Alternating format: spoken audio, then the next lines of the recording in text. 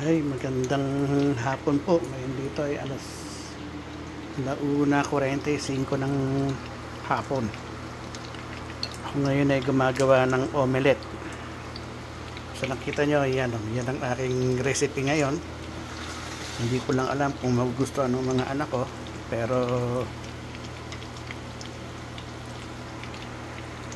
subukan natin kung magugustuhan nila.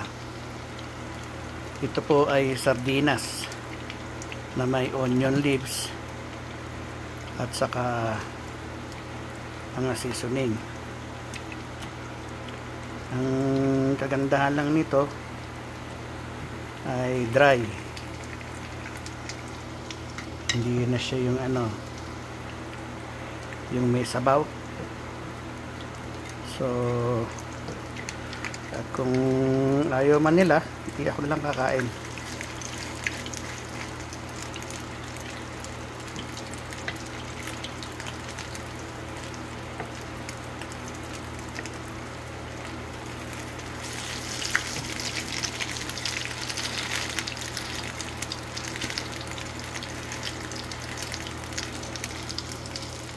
Ayan po ang aking overcook. Kasi maganda to, crunchy.